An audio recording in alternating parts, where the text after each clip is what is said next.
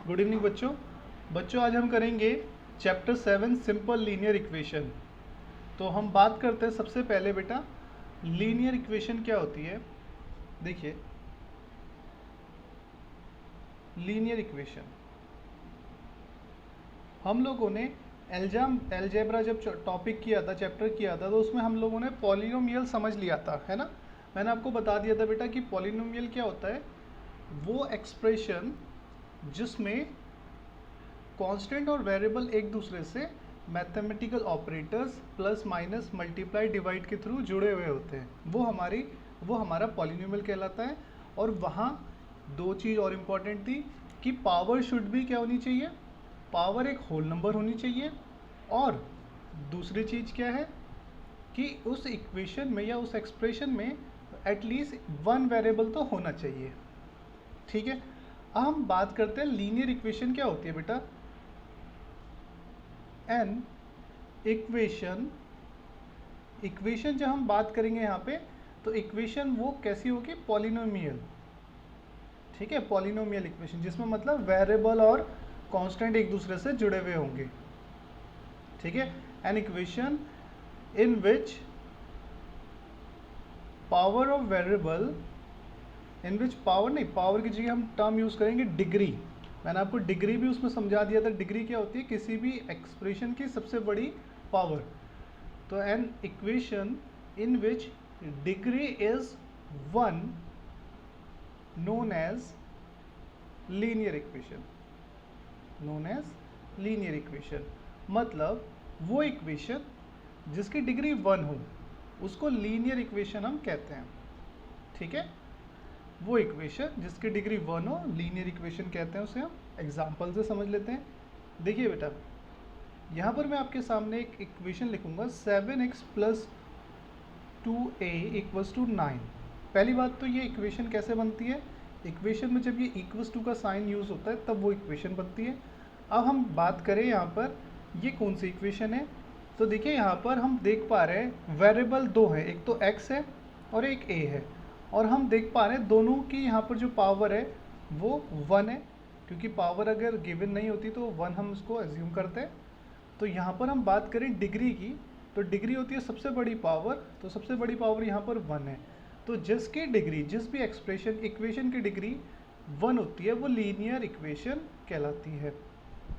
ठीक है बेटा, तो वो क्या कहलाएगी, लीनियर इक्वेशन। और भी एग्जांपल हम देखते हैं यहाँ पर 2p इक्वल्स टू 3। तो यहाँ भी हम देख रहे हैं जो डिग्री है, मतलब जो सबसे बड़ी पावर है वेरिएबल की, केवल वेरिएबल की है ना, हमें कांस्टेंट से कोई मतलब नहीं है, वो 1 है। तो जिसकी भी सबसे बड़ी पावर 1 होगी जिस भी इक्वेशन की, वो लीनियर इक्वेशन कहलाती है। सबको समझ में आया यहाँ तक, किसी को कोई डाउट? No sir. ठीक है बेटा, दूसरी चीज़ ये है बेटा, लीनियर इक्वेशन में ना हमें यहाँ पर ये नहीं बोला जाता कि इसमें नंबर ऑफ टर्म्स कितनी होगी या इसमें कितने वेरिएबल होंगे, हमें वेरिएबल से कोई मतलब नहीं है। लीनियर इक्वेशन मतलब सिंपली हमें वेरिएबल्स की सबसे बड़ी पावर देखनी है, और अगर वो 1 है तो वो लीनियर इक्वेशन है, अदरवाइज नहीं है। ठीक है, तो लीनियर इक्वेशन में चाहे कितनी भी टर्म हो, कितने भी वेरिएबल्स हो, उससे कोई फ़र्क नहीं पड़ता। जैसे मैं आपको दिखाता हूँ, जैसे 2a 12x, ठीक है, 7 to the power 4y plus 6 equals to 9। कितने भी टर्म्स हो, कितने भी वेरिएबल्स हो, हमें बस सबसे बड़ी पावर देखनी है, हमें डिग्री देखनी है। और अगर डिग्री 1 है तो वो लीनियर इक्वेशन होगी। तो यहाँ पर हम एक की पावर देख पा रहे हैं 1 है, x की पावर भी, y की पावर भी, और कोई दूसरी वेरिएबल टर्म नहीं है यहाँ पर। तो हम देख रहे हैं सबसे बड़ी जो पावर है वो 1 है, तो इसलिए इसकी जो डिग्री है वो 1 होगी और ये एक लीनियर इक्वेशन होगी। समझ में आया सबको? चलिए, यस सर। हाँ, अभी मेरी अनिरुद्ध से रिक्वेस्ट है बेटा, अनिरुद्ध मुझे ना आप स्टार्टिंग की फर्स्ट 2 एक्सरसाइजेज भेज दीजिए बस बेटा। फर्स्ट 2 एक्सरसाइजेज मुझे सेंड कर दीजिए लीनियर इक्वेशन की। Okay sir. हाँ सर अभी कर देता हूँ। हाँ बेटा, तब तक हम कुछ एग्जाम्पल यहाँ पे देख लेते हैं। आपको मुझे ये बताना है बेटा ये लीनियर इक्वेशन होगी या नहीं होगी। ठीक है, चलिए देखते हैं यहाँ पर।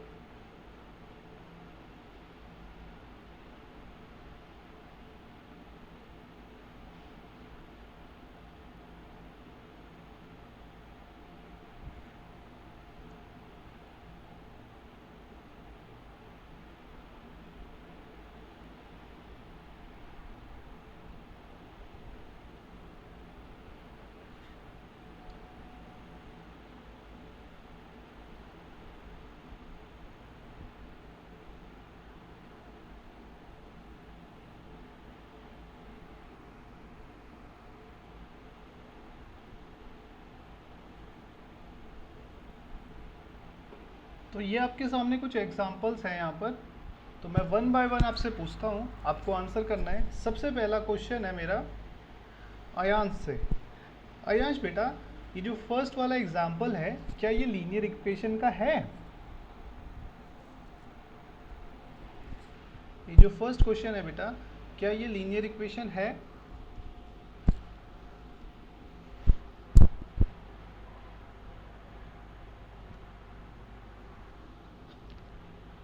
हेलो आयांश, आप मेरे को सुन पा रहे हो बेटा?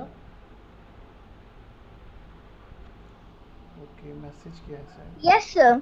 ओके बेटा, ओके, ठीक है। चलिए, सेकंड क्वेश्चन मेरा यश से है। बेटा यश, क्या सेकंड क्वेश्चन लीनियर इक्वेशन है? No sir. ओके ओके, ठीक है। चलिए बेटा, कैसे? आप मुझे थोड़ा एक्सप्लेन करेंगे? सर क्योंकि सर 9x की पावर सर 2 है सर, इसीलिए। ओके, एक्स की जो मतलब डिग्री है वो 2 है ना? Yes sir. ओके बेटा, चलिए, आपने बोला डिग्री सर 2 है, इसलिए ये जो है लीनियर इक्वेशन नहीं होगी। ओके, ठीक है। आप मुझे बताइए अयांश, क्या ये लीनियर इक्वेशन होगी आपके according? No sir, linear equation नहीं है। ओके, लीनियर इक्वेशन नहीं है, अयांश भी कह रहे हैं। चलिए, अभी अनिरुद्ध से पूछ लेते हैं।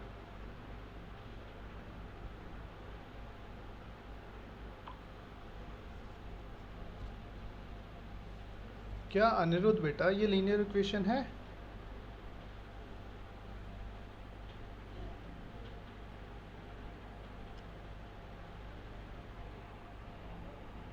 हेलो अनिरुद्ध बेटा, ये लीनियर इक्वेशन है?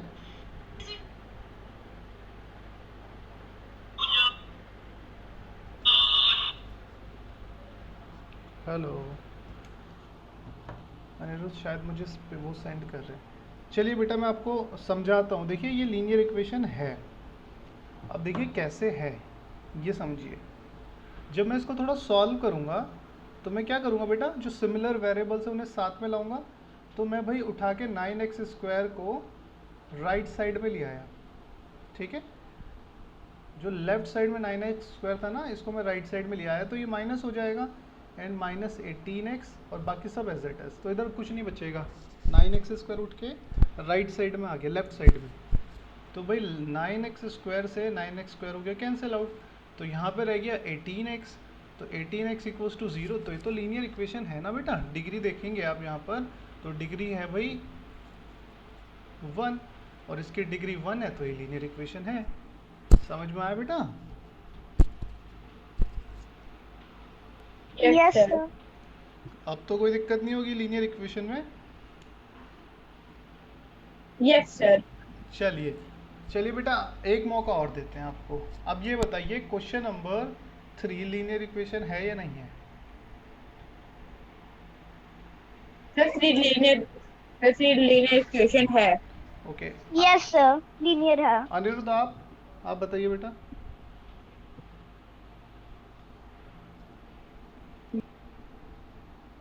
ओके, चलिए फोर्थ मुझे बताइए, फोर्थ लीनियर है या नहीं है? सर 4 भी लीनियर है। Yes sir. Okay, very good. तो बेटा ये सारे के सारे हमारे लीनियर इक्वेशन है ना? तो जितने भी अभी तक हमने एग्जांपल देखे, ये सब के सब हमारे लीनियर इक्वेशन है। तो आपको क्लियर हो गया अभी कि कौन लीनियर इक्वेशन है, कौन नहीं है, क्या चीज़ हमें देखनी है? ठीक है बेटा, यस। होपफुली सबको समझ आ गया हो अच्छे से। Yes sir. चलिए आगे इसमें देखते हैं।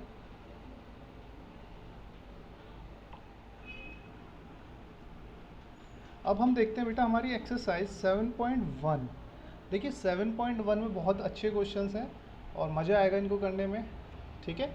चलिए, बहुत ही इजी सी एक्सरसाइज है, मुश्किल से 15 मिनट में पूरी हो जाएगी। 15 भी बहुत ज़्यादा बोल दिया मैंने।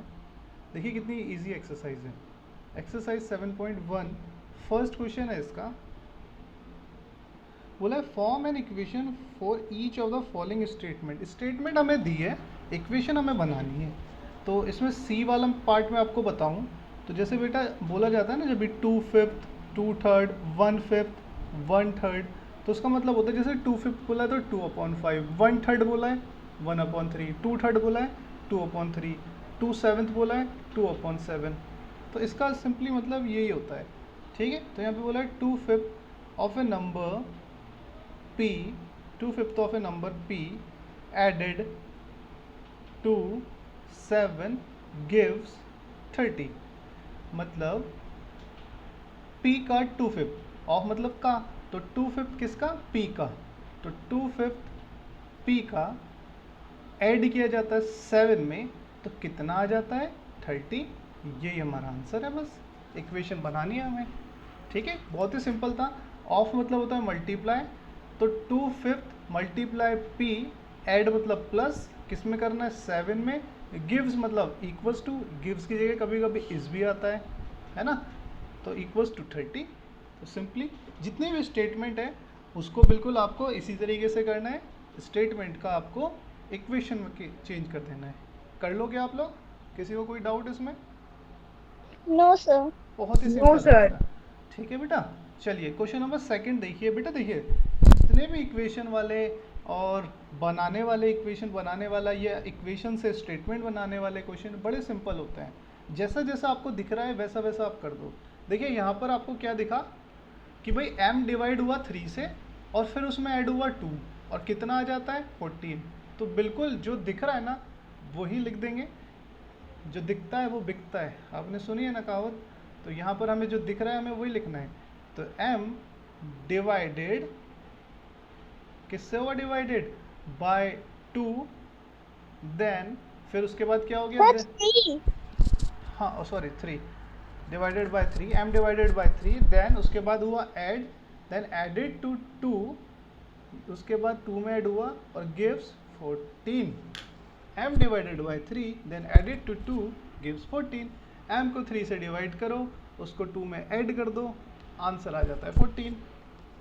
तो बच्चा बाटी कर लोगे ये सवाल, सारे के सारे क्वेश्चंस कर लोगे आप फर्स्ट और 2 के? Yes sir. बड़ा सिंपल है। चलिए एक मुझे आप करके दिखा दीजिए, आयांश मुझे बताएंगे। हाँ बेटा बोलो। यश सर फर्स्ट में सर जो आपने 2/5 p लिखा है सर, 2/5 ब्रैकेट पे होना चाहिए। बेटा मर्जी है आपकी। देखिए मैं आपको एक चीज़ बताता हूँ, 2, 3 और p, इसका मतलब भी है 3 इंटू पी, है ना। और इसका अगर मैं इसको ऐसे लिख दूँ तो भी इसका मतलब है 3 इंटू पी। ब्रैकेट के बाहर और अगर कोई वेरिएबल के बीच में कोई साइन नहीं है तो हम इंटू का मानते हैं, चाहे उसको आप ब्रैकेट के अंदर लिखो या बाहर लिखो, ठीक है बेटा। समझ में आ गया अच्छे से? Yes sir. चलिए बेटा आयांश आप मुझे बता दीजिए बेटा, क्वेश्चन नंबर सेकंड का जो सी पार्ट है उसको मैं कैसे लिखूंगा स्टेटमेंट की फॉर्म में। वो मुझे इक्वेशन दी हुई है। हाँ बेटा ऐसे दिया हुआ है। सर मैंने सर 2/5 p लिखा है तो सर ये सर ये तो सर 2 इंटू p होगा सर, इसे तो सर 2 नहीं, इंटू नहीं। p माना जाएगा। हाँ बेटा देखिए मैं आपको एक चीज़ बताता हूँ, 2/5 p मतलब क्या होता है, 2/5 की पूरे p से इंटू हो रही है, मतलब एक तरीके से 2 इंटू पी होता है, 5 तो डिवाइड में होता है बेटा। इसको आप ऐसे भी लिखोगे ना तो भी इसका मतलब यही है कि 2 मल्टीप्लाई p है और 5 डिवाइड में। आप चाहे तो इसको ऐसे भी लिख दो, है ना बेटा। आप चाहे इसको कैसे भी लिखोगे ना, इसका मतलब यही है कि 2 की तो p से इंटू हो रही है बट 5 डिवाइड में है। तो इसे आप 2/5 p लिखो, ये 2/5 ब्रैकेट p लिखो, ये 2/5 इंटू p लिखो, कैसे भी आप लिखोगे इसका मतलब यही है। समझ में आया बेटा? Yes sir. ये सर मैं आंसर बताऊं? हाँ बेटा आप सी का आंसर बताओ बेटा। Sir 6 multiplied by x 6 added to 3 gives 21. 6 multiplied by x added to 3 gives 21. Very good, बहुत अच्छे। समझ में आया बेटा कैसे लिखना है, जो दिख रहा है सीधा लिख दो। Yes sir. अनिरुद्ध आपको क्लियर हुआ बेटा? Yes sir. अब आएगा मजा, अब आएंगे अच्छे क्वेश्चन। अभी तक तो ये सारे के सारे बच्चे क्वेश्चंस थे, अब हैं अच्छे क्वेश्चंस। चलिए बेटा देखिए, जैसे अच्छे क्वेश्चन में सबसे पहला क्वेश्चन नंबर 3, ज़्यादा हार्ड भी नहीं है, मतलब ठीक ठाक से हैं। जैसे बोला है Rajni's mother is 36 year old. Rajni की मदर, रजनीश, जैसे ये अपोस्ट्रॉफी एस होता है ना बेटा, इसका मतलब होता है की या का, ठीक है, या के, की का के जो भी हैं। तो जैसे रजनी की मदर इज़ 36 ईयर ओल्ड, कि रजनी की मदर 36 ईयर ओल्ड है, 36 साल की है। She is 6 year older than 3 times Rajni's age. इसका मतलब पता है क्या हुआ, देखिए यहाँ पर दो टर्म आएगी, एक आएगी ओल्डर, देखिए एक होती है ओल्डर, ओल्डर मतलब होता है बड़ा, ठीक है, ओल्डर मतलब है बड़ा। एक होती है यंगर, यंगर मतलब होता है छोटा, स्मॉल, एज वाइज, ठीक है, एज वाइज छोटा, हाइट में छोटा नहीं, एज वाइज छोटा। ओल्डर यहाँ पे बड़ा मतलब हाइट में बड़ा नहीं बेटा, एज वाइज बड़ा, ठीक है बेटा। तो ये दो टर्म है, इनमें कभी भी कंफ्यूज मत होइएगा, एक होती है ओल्डर, एक होती है एल्डर, ठीक है, दोनों का मतलब सेम ही होता है, बस थोड़ा सा फर्क ही हो जाता है। एल्डर मैं बोलूँगा तो मेरा बड़ा भाई, ओल्डर मैं बोलता हूँ तो उसकी उतनी एज। तो जब हम बात करेंगे एज की तो वहाँ पर हम यूज़ करेंगे ओल्डर, और जब हम कंपेयर करेंगे दोनों भाइयों के बीच में कौन बड़ा कौन छोटा, वहाँ पे यूज़ करते हैं एल्डर, ठीक है। Example, Rohit is my elder brother, Rohit मेरा बड़ा भाई है, एल्डर, समझ में आया। दूसरा example, Rohit is 36 year older than me, Rohit मेरे से 36 साल बड़ा है। जब वहाँ पे उसकी एज हमने लिखी ना 36, तो हमने ओल्डर यूज़ करना है। जब हम एज नहीं लिखेंगे, सिंपली हम ये दिखाना चाह रहे हैं कि वो मेरे से बड़ा है, तो हमने एल्डर यूज़ करना है। समझ में आया बेटा? Yes sir. चलिए बेटा, अभी देखिए यहाँ पर हम लोगों ने दोनों टर्म समझ लिए। अब बोला था रजनी की मम्मी 36 ईयर्स ओल्ड है, तो हम यहाँ पे लिख लेते हैं रजनीज मदर एज, रजनी की मम्मी की age 36 years. Now second statement हमें क्या दी थी, शी इज़, शी यहाँ पे जो यूज़ हो रहा है वो रजनी की मम्मी के लिए यूज़ हो रहा है, ठीक है बेटा। She is 36 years, she is 6 year older than 3 times the Rajni's age. इसका मतलब क्या है कि वो रजनी की एज के 3 टाइम्स से 6 ईयर बड़ी है। अभी हम यहाँ पे रजनी की एज तो हमें पता नहीं है, तो हमने यहाँ पे लेट कर लिया, लेट रजनीज एज, हमने यहाँ पे लेट करा, लेट रजनी की एज कितनी मान ली हमने अपनी तरफ से, x। अभी क्या बोला था कि जो, हाँ बेटा, सर रजनी से, सर बुक में सर लिखा है कि सर एक रजनी से टू बी एन ईयर। अच्छा n लेना है तो n ले लेते हैं, उसमें क्या है, n ले लेते हैं, ठीक है बेटा। तो रजनी की एज हमने ले ली n। अब देखिए बेटा, इसकी हमें write the equation and find the Rajni age, तो इसकी इक्वेशन लिखनी है और रजनी की एज बतानी है। देखिए बहुत ही सिंपल तरीके से लिखेंगे, शी मतलब रजनी की मम्मी जो कि 36 ईयर ओल्ड की थी, वो रजनी की एज की, रजनी की एज क्या है n, इसकी 3 टाइम्स से, मतलब 3 इंटू n से 6 बड़ी है। यहाँ पे हम लिखेंगे according to the question, ATQ मतलब according to the question. According to the question बोला गया था कि रजनी की मम्मी की एज कितनी है 36, वो रजनी की एज की 3 टाइम्स है। 3 टाइम्स बोला जाए, 2 टाइम्स बोला जाए, है ना, या फिर ये बोल दिया जाए कि 3 टाइम्स, 2 टाइम्स, या 3 इंटू, तो वहाँ पे सिंपली इंटू कर देनी है आपकी, है ना बेटा, आपको इंटू करनी है। तो ये बोला गया था कि जो रजनी की मम्मी है ना, रजनी की मम्मी कितनी थी 36 ईयर की थी, वो रजनी की एज की 3 टाइम्स से 6 ज़्यादा है, बोला है ना। शी इज़ 6 ईयर ओल्डर, 6 साल बड़ी है, तो भाई 6 को तो 6 को तो ऐड करना है ना, ओल्डर है 6 साल बड़ी है, किससे, 3 टाइम्स करना है, किसका करना है, रजनीज एज।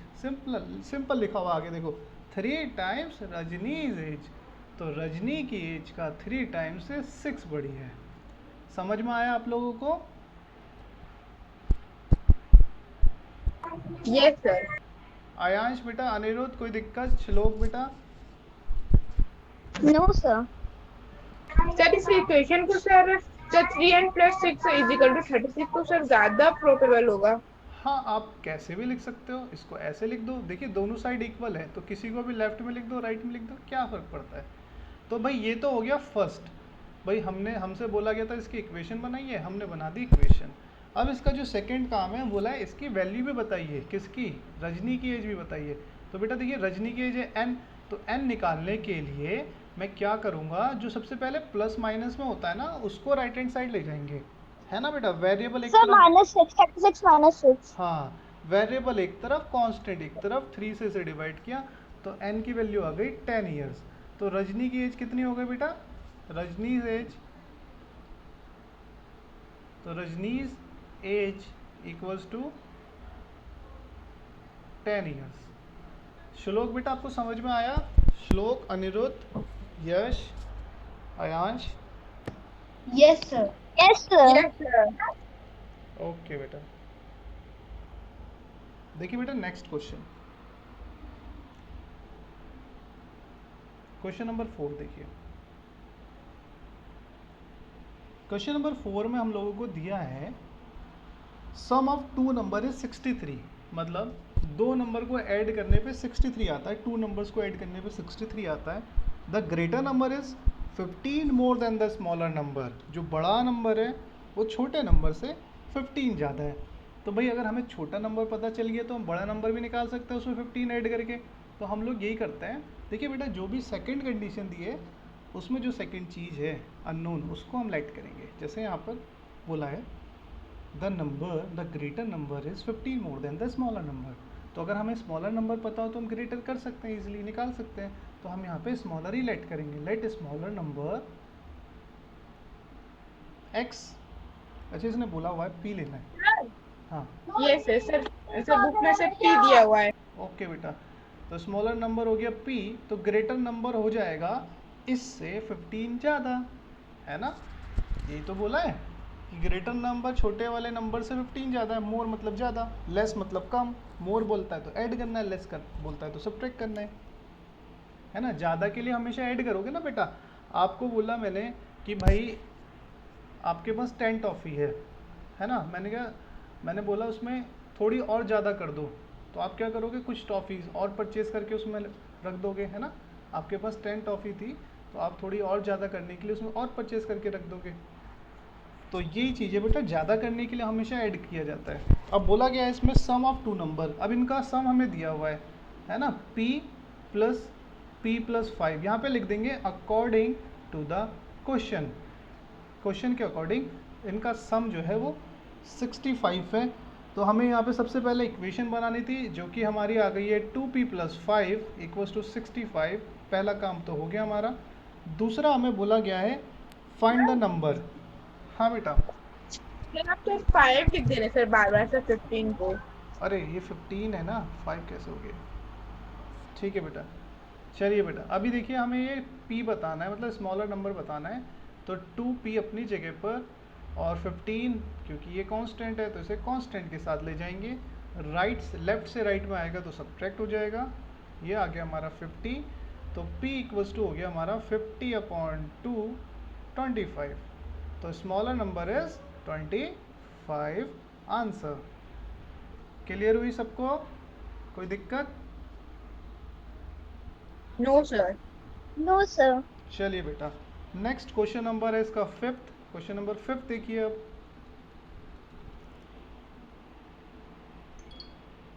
देखिए बेटा क्वेश्चन नंबर 5 में हम लोगों को बोला गया है fill in the blank to keep the following equation balance. मतलब ये इक्वेशन को बैलेंस करने के लिए हमें ये फिल इन द ब्लैंक्स को फिल करना है। तो देखिए बेटा कैसे करेंगे। जैसे फर्स्ट इक्वेशन दी है y + 3 = 10 और डेट इज y + 3 - 3 = 10। तो देखिए बेटा ये ना होता ये ना आपको आगे क्वेश्चन भी मिलने वाले हैं इस पे। Solve the equation by balancing method, इसको बोलते हैं बैलेंसिंग मेथड। देखिए इक्वेशन को सॉल्व करने के बहुत सारे मेथड होते हैं जिसमें से कि हम लोग ज़्यादातर ट्रांसपोजिशन को यूज़ करते हैं। जैसे आपको मैं बोलता आप इस इक्वेशन को सॉल्व करो तो आप क्या करते, 3 को उठा के इधर ले जाते राइट हैंड साइड। तो ये होता है हमारा ट्रांसपोजिशन मेथड। इस मेथड को हम बोलते हैं ट्रांसपोजिशन मेथड। और एक ऐसी होता है हमारा बैलेंसिंग मेथड। बैलेंसिंग मेथड में हम क्या करेंगे ना, हम लोग क्या करते हैं, यहाँ पर जो भी वेरिएबल है उसको सिंगल कर देते हैं। उसको सिंगल करने के लिए मतलब यहाँ से 3 हटाना पड़ेगा हमें, और 3 हटाने के लिए 3 माइनस करना पड़ेगा। अब जो भी आप लेफ्ट साइड में करोगे, जैसे अगर मुझे यहाँ से 3 हटाना है तो मैं माइनस करूँगा 3, तो जो भी आप लेफ्ट साइड में करोगे वही आपको राइट साइड में भी करना पड़ेगा इक्वेशन को बैलेंस रखने के लिए। तो बिल्कुल सेम चीज़ यहाँ पर है। हमें यहाँ से हमने देखा लेफ्ट से 3 को माइनस किया है, तो भाई राइट से भी तो 3 को करूँगा। तो ये हो गई हमारी इक्वेशन बैलेंस और हमारा काम ख़त्म। समझ में आया बच्चों? सर हाँ बेटा। Okay sir. Sir balancing method में तो सर जो हाँ बेटा, जो बैलेंसिंग मेथड पे जो सर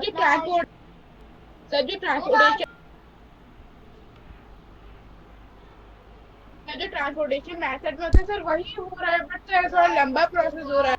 हाँ, इसीलिए तो हम ट्रांसपोजिशन से करते हैं। पर बेटा अगर बैलेंसिंग बोला गया तो फिर करना ही पड़ेगा ना, तभी तो हम ट्रांसपोजिशन से करते हैं, क्योंकि सबसे शॉर्ट मेथड तो ट्रांसपोजिशन ही है। बट बैलेंसिंग हमें करना पड़ता है, अगर मेथड बोला गया तो करना। आपको पता है, देखिए एचसीएफ तो प्राइम फैक्टराइजेशन से भी निकलता है और एचसीएफ डिवीज़न मेथड से भी निकलता है। अब वो बोलेगा डिवीज़न से करो तो फिर डिवीज़न से ही करना पड़ेगा ना। ठीक है बेटा? हाँ, अब यहाँ पर हम लोगों को क्वेश्चन नंबर सी में बोला है a/2 मल्टीप्लाई 2 है, तो 9 के साथ भी भाई किससे मल्टीप्लाई करेंगे? बैलेंस करने के लिए भाई मुझे a अकेला चाहिए, तो ऑब्वियस सी बात है मुझे 2 हटाना है, तो 2 हटाने के लिए 2 से इंटू कर दो, हट जाएगा। तो जो मैं लेफ्ट में करूँगा वही तो मैं राइट में भी करूँगा, तो इसलिए यहाँ भी क्या आएगा 2। समझ में आया बेटा? Yes sir. तो आप लोग अब ये वाला क्वेश्चन तो कर ही लोगे, बैलेंसिंग वाला। मुझे लगता नहीं है आप इसमें अटकोगे अब। Yes sir. चलिए बेटा, देखिए एक्सरसाइज 6.7.1 हमारी कंप्लीट हो चुकी है। अब मैं आपको कुछ चीज़ें बताने वाला हूँ, बहुत ध्यान से सुनिएगा। एक्सरसाइज 7.2 करने से पहले देखिए बेटा, जब हम इन इक्वेशन को सॉल्व कर रहे हैं तो देखिए यहाँ पर आपने नोटिस किया होगा P की वैल्यू निकल के आई 25, ये ठीक है, आपने यहाँ पे नोटिस किया। यहाँ पे नोटिस किया N की वैल्यू निकल के आई है 10, है ना। और ऊपर के कुछ क्वेश्चंस में और भी वैल्यूज़ होंगी, जैसे ओके और नहीं है, हाँ तो भाई P की वैल्यू आई है निकल के 25, N की वैल्यू निकल के आई है 10। तो देखिए ये जो वैल्यूज़ होती है ना बेटा, अगर ये वैल्यूज़ मैं आपको बताऊं, जैसे ये 25 है, अब यहाँ पर इस P की जगह पर रख दोगे ना 25, यहाँ देखिए इसकी जगह पर मैं P की जगह पर 25 रख देता हूँ। तो जैसे ही आप वैल्यूज़ रखोगे ना, तो राइट हैंड साइड और लेफ्ट हैंड साइड दोनों इक्वल आ जाती हैं। तो इन वैल्यूज़ को ना 3 नामों से जाना जाता है। इनको रूट्स भी बोलते हैं, मतलब रूट्स मतलब वो कि वो वैल्यू जिस पे लेफ्ट हैंड राइट हैंड दोनों इक्वल आ जाए, या जिस पे वो इक्वेशन 0 के इक्वल हो जाए। ठीक है, तो जैसे अगर सपोज ये ऐसे लिखा हुआ है ना, ऐसे लिखा होता तो भाई यहाँ पर जैसे कुछ नहीं है तो 0, तो मतलब यहाँ पर P की ऐसी वैल्यू जिस पे जिससे यहाँ पे रखने पे पूरा 0 के इक्वल हो जाए, वो इसका रूट कहलाएगी। ठीक है बेटा, चाहे तो अब इसे सॉल्व करके देखना, 50 - 50 = 0। तो यहाँ पर जो P की वैल्यू थी ना 25, वो उसका रूट कहलाएगी। तो इसको रूट्स भी कहते हैं, है ना, रूट भी कहते हैं, इसको सॉल्यूशन भी कहते हैं, और इसको एक नाम और होता है, रूट, सॉल्यूशन या फैक्टर। तो ये तीनों एक ही चीज़ है, रूट बोलता है, सॉल्यूशन बोलता है या फैक्टर बोलता है, करना आपको सेम चीज़ है। ठीक है बेटा, चलिए मैं आपको ना आज एक बहुत इंपॉर्टेंट चीज़ बताता हूँ। देखिए बेटा, जो भी इक्वेशन जिसकी डिग्री अगर 1 है, उसका नंबर ऑफ रूट्स उसमें 1 होते हैं। ठीक है, अगर डिग्री 2 है, नंबर ऑफ रूट्स उसमें 2 होंगे, और अगर डिग्री 3 है, नंबर ऑफ रूट्स उसमें 3 होंगे। ये बातें बच्चों को बड़ी क्लास में पता चलती है। जैसे मैं आपको एक इक्वेशन लिख के दिखाता हूँ, तो आप यहाँ पर देख पा रहे होंगे बेटा, यहाँ पर जो डिग्री है मतलब सबसे बड़ी पावर वो 2 है। तो अगर मैं बोलूँ ना बेटा इसमें नंबर ऑफ रूट्स कितने होंगे, तो इसमें नंबर ऑफ रूट्स होंगे बेटा 2, और या फिर नंबर ऑफ फैक्टर रूट्स बोलो या फैक्टर बोलो, है ना, या फिर इसके सॉल्यूशन बोलो, वो कितने होंगे? सब के सब 2 होंगे। ठीक है, अगर किसी की डिग्री 3 होती है, मतलब सबसे बड़ी पावर जो है वो 3 है, तो उसमें बेटा नंबर ऑफ रूट्स भी 3 होते हैं, मतलब जितनी डिग्री उतने रूट्स। अब हमें पता है लीनियर इक्वेशन जो होती है हमारी, लीनियर इक्वेशन की डिग्री 1 होती है। तो भाई डिग्री अगर 1 है तो इसमें नंबर ऑफ रूट्स भी कितने होंगे? नंबर ऑफ रूट भी 1 ही होंगे। समझ में आया बेटा? Yes, sir. किसी को कोई डाउट यहाँ पर? No sir. No, sir. हाँ बेटा, तो जितनी डिग्री उतने रूट्स, या फिर उतने फैक्टर, या फिर उतने सॉल्यूशन। तो अभी हम बात करें एक्सरसाइज, हम देखते हैं यहाँ पे 7.2। तो एक्सरसाइज 7.2 में जो फर्स्ट क्वेश्चन है, बोला check whether the value given in the bracket is the root of the solution. मतलब हमको यहाँ पे ये चेक करना है, जैसे फर्स्ट क्वेश्चन में, कि भाई अगर ये जो p इक्वल्स टू -2 दिया हुआ है ना, क्या ये इसका रूट है या नहीं है। ठीक है बेटा, तो सिंपली जिस तरफ भी p है उसी साइड को आप ले लीजिए। LHS हमने ले लिया, तो LHS हमने लिया जब, तो वो था 7p + 5। तो बस यहाँ पे पुट कर दीजिए p इक्वल्स टू जो भी दिया है। अगर ये पुट करने पर दोनों साइड इक्वल आ जाती है तो रूट है, अदरवाइज नहीं है। तो भाई ये पुट करने पे ये आ रहा है 9 माइनस का, तो LHS नहीं आ रहा equals to RHS, therefore p equals to 0 -2 is not a root, is not a root. समझ में आया बेटा? क्लियर हुआ ये? Yes, sir. देखिए इसका क्वेश्चन नंबर सी भी देखिए, क्वेश्चन नंबर सी भी, इसको नोट डाउन करते हुए चलिएगा बेटा। ठीक है, क्वेश्चन नंबर सी देखिए, इसका सी बोला है 15 इक्वल्स टू 3 - 4x ऐसे दिया है, और जहाँ पे x इक्वल्स टू -2 दिया है। तो हमें यहाँ भी यही चेक करना है क्या ये इसका रूट है। तो देखिए यहाँ पे x वाली टर्म RHS में लिखिए राइट हैंड साइड में, तो हम भाई राइट हैंड साइड ही लिखेंगे यहाँ भी, और यहाँ पे हम पुट कर देंगे पुट x इक्वल्स टू -2। तो जैसे ही मैं x इक्वल्स टू -2 पुट करूँगा, तो 3 - 4 into -2 and minus plus and 4 2 ज़ा 8, तो आंसर हो गया 11। तो सॉरी आंसर नहीं है, तो ये आया 11। भाई दोनों साइडें अलग अलग है ना, लेफ्ट हैंड साइड तो 15 थी, राइट हैंड 11 आ गई। तो LHS not equals to RHS at p equals to x equals to -2, therefore it is not a root, therefore x equals to -2 is not a root। समझ में आया आप लोगों को? कोई दिक्कत किसी को? No, sir. तो बेटा नो सर। हाँ बेटा, बस आज आपको यहाँ तक ही करना है, बस यहाँ तक आप मुझे करके होमवर्क सेंड करिए, बस इतना ही आपको करना है आज।